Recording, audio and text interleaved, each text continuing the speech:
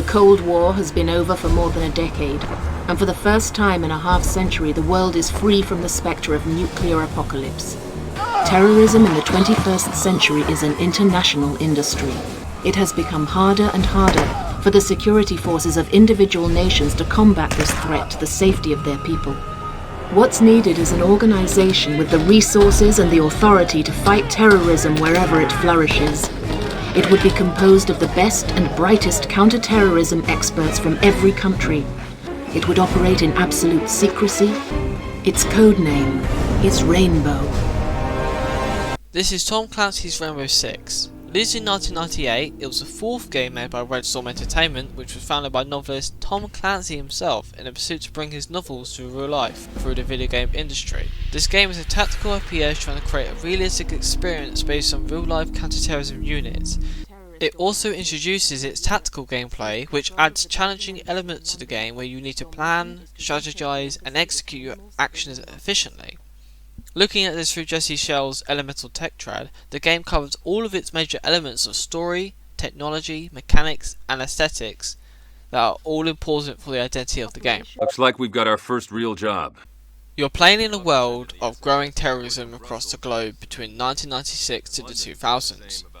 As a result, in 1999, a multinational organisation was brought together by John Clark to make a team of elite soldiers consisting of specialists from each country of NATO.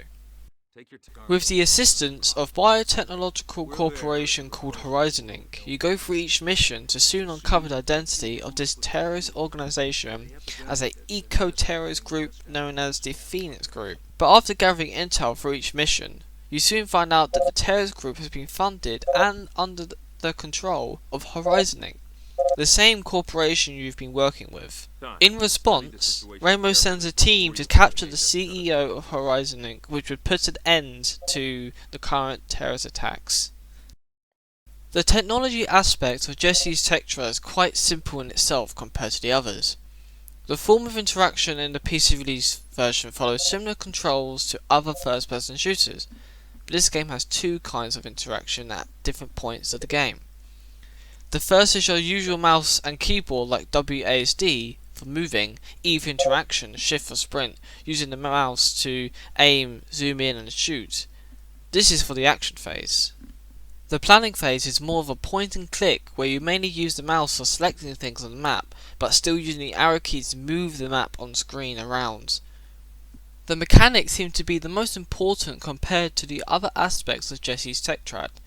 This game consists of two major game mechanics that lead to the end result of a successful mission: the planning phase and the action phase. The planning phase consists of, in itself, two important choices. The first is picking your 8 operators. Each operator has their own stats ranging from speed, stamina, self-control, to firepower, aggression and leadership. With these 8 operators, you will then have them sorted into squads of red, blue, green and gold. This would then lead you on to the map screen.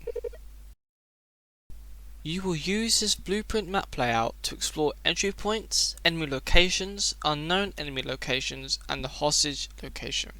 Using this information you can plot down waypoints and routes for each squad to follow in and out of the building.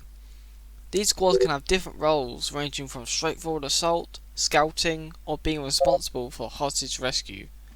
This process is the more tactical part of the game, which requires planning and the right decisions that you can't get wrong. Now you have the action phase. This is a more hands-on part of the game. When you plot your routes down for your squads, each squad is run by an AI, so it will automatically follow those routes, kill located enemies and complete parts of your plan. But you personally can take first-person control of a member of one squad at a time, and freely switching between them during the operation. As well as this, you can give commands to other squads, such as hold position and breach through. Bravo, go. Contact. Charlie, go. Tango down. If you wanted to do this all yourself, with one squad at a time, then you can tell all squads to hold their position and you go in one by one. Or maybe you want to send all the squads at once and have the AI take care of the back end of the map while you take the front. The mission can be completed in many different ways, but it always comes down to the main goal of kill all terrorists and bring the hostage to safety. For the graphical quality, this is not the best in terms of modern standards like its critically acclaimed younger brother, Rainbow Six Siege. But the year leading up to the 2000s, this quality was at its best as technology was advancing rapidly, like having fully modelled player characters and 3D maps. Charlie, go. There's quite a lot of small visual details that give you more of a realistic look at the tactical military side of the game. You have this dark desaturated colour palette that tries to show the grim, serious situation you are currently in. And in the planning phase, the GUI is laid out in a way that it looks like you're at a command computer, where the commander will draw out his plans and have access to all the intel needed for the operation. As well as this, you have the map, which looks like an uploaded digital blueprint of the location you are about to operate in, all the while keeping the dark background with the same old digital fonts and shapes you'd see on old computers of that time. This game would be the start of a long line of Rainbow Six games, like the amazing hit of Rainbow Six New Vegas, and now the modern reimagining of the still massively popular Rainbow Six Siege, but it all began with Rainbow Six back in 1998.